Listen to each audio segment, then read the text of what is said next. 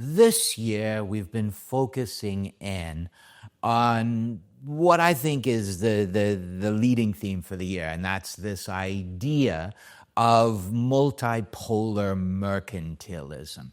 And essentially, this idea that we're moving from a world where we had processes of US-led globalization, certainly from the end of the Second World War, and that this US-led globalization process had in many ways shaped the world we live in.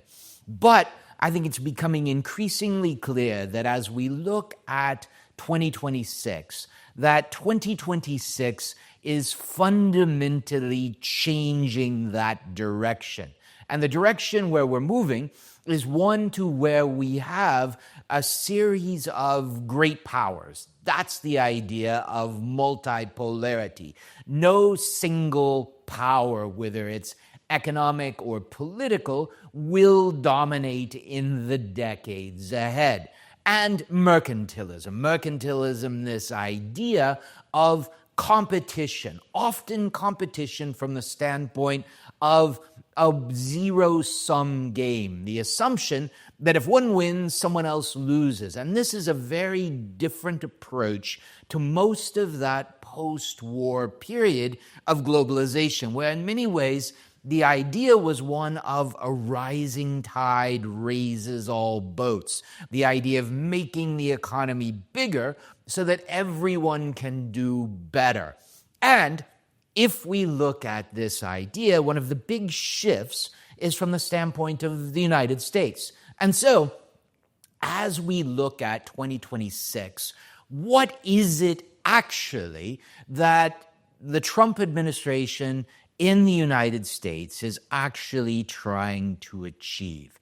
And I think we can look at the strategy from a series of different directions. The first is if we think about tariffs. One idea, and this is framed in that general 10% tariff against every country except for Mexico and Canada in the context of the US-Mexico-Canada trade agreement. So every country gets a 10% flat tariff. And this is a dramatic increase from most of the post-war period.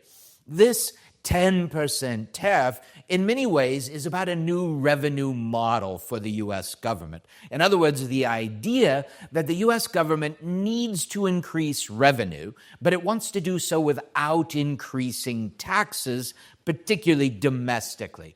And so the idea is to return to the use of tariffs as a means to raise revenue, which can then ideally be used to, in fact, reduce taxes in the United States. Now, if we think about a 10% tariff level, the first is that throughout much of the history of human civilization, tariffs have actually been one of your major sources of government revenue. It's really only from the 20th century where we see the domination of income-based taxes as a revenue source. And so this is one where that potential to bring in revenue for the U.S. government is there. And from the standpoint of that baseline 10%, it's disruptive, but it's not fundamentally disruptive. The second level, however, is much more disruptive. And that second level is we've seen a series of countries around the world which have been targeted with much higher levels of tariffs. And those tariffs are generally targeted on the U.S. goods trade deficit with other countries. And the idea of these tariffs is one, to reduce the amount of that deficit, but two, in particular, to achieve two things.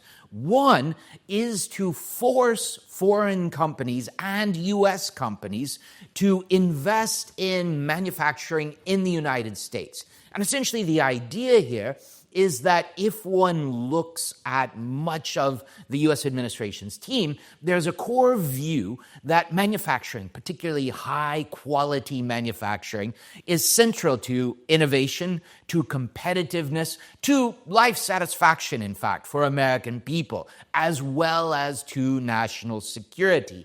And so high tariffs are designed in many ways to incentivize U.S. and foreign companies to move manufacturing back to the United States, to increase investment in the United States, particularly in high-tech areas of manufacturing, with the idea being that this new investment will drive forward the U.S. economy and deal with many of these fragmentary political issues. It's also the case that the U.S. government is using the size of its economy as a tool. In other words, it's saying companies will so much want to be able to access the U.S. market that they will be willing to shift production.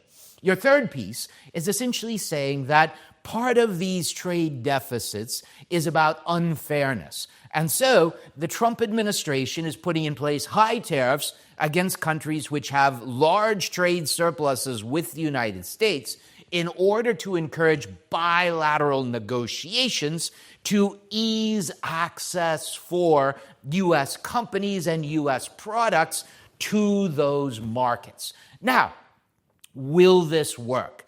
It's an open question. Is the U.S. economy big enough that it will actually incentivize foreign companies and U.S. companies to move manufacturing back to the U.S.? Certainly in part.